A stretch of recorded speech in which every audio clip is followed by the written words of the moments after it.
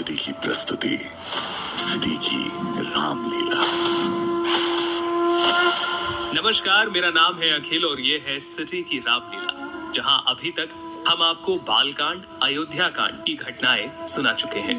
आज हम जानेंगे रामचरितमानस के तीसरे कांड, अरण्य कांड के बारे में। कुछ समय तक चित्रकूट में निवास करने के बाद राम जी जानकी माता और लक्ष्मण जी के साथ आगे की ओर प्रस्थान करते हैं।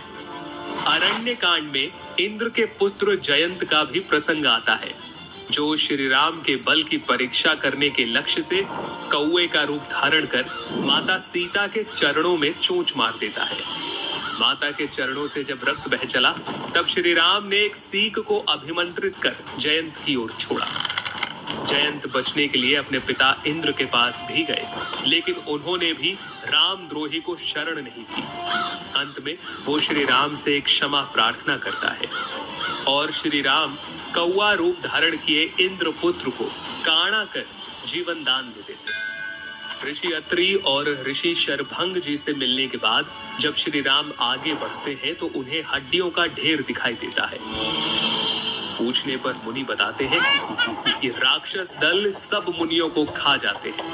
तब राम जी प्रतिज्ञा लेते हैं। मैं प्रतिज्ञा लेता हूँ, मैं पृथ्वी को राक्षस रहित कर दूंगा। दंडक वन में ही श्री राम की भेंट होती है जटायु से और फिर यहीं राम जी पंचवटी को अपना निवास बनाते हैं, जहां राक्षस राज रावण की बहन शूर्पणखा उनसे प्रणय निवेदन करती है और लक्ष्मण जी उसके कान नाक काट देते हैं। अपने अपमान का बदला लेने के लिए शूर्पणखा पहुंचती है खरदूषण के पास, लेकिन रघुकुल शिरोमणि राम और लक्ष्मण उनका वध कर देते हैं। अब शूर्पणखा जाती है अपने भाई रावण की सभा में। वहीं दूसरी तरफ स्थिति की गंभीरता को समझते हुए और सीता माता की सुरक्षा के लिए श्री राम उन्हें राक्षसों का अंत होने तक अग्नि में निवास करने के लिए कहते हैं। हे प्रिय, मैं अब कुछ मनोहर लीलाएं करूंगा, इसलिए जब तक मैं राक्षसों का वध करूं, तब तक तुम अग्नि में निवास करो।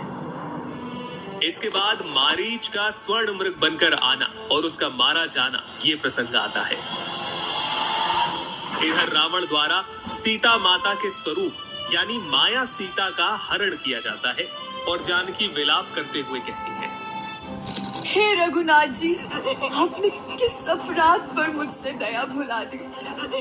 हे लक्ष्मण, तुम्हारा दोष नहीं है। मैंने क्रोध किया और उसका फल पाया। रास्ते में जटायु ने सीता माता को बचाने के लिए रावण से युद्ध किया और रावण ने उसके पंख काटकर उसे अधमरा कर दिया। फिर राम जटायु संवाद और शबरी से श्री राम की भेंट, जहां शबरी उन्हें पंपा सरोवर जाने का सुझाव देती है और इसी के साथ अरण्य कांड की समाप्ति होती है। रावणारि जसु पावन, गावहि सुनहि जे लोग, राम भक्ति दृढ़ पावहि, बिनु बैराग जप योग। ये था रामचरितमानस का अरण्य कांड। आगे हम लोग बात करेंगे किष्किंधा कांड की, जहां भक्त की भेंट होगी भगवान से। तब तक के लिए सुनते रहिए रेडियो सिटी की प्रस्तुति, सिटी की रामलीला।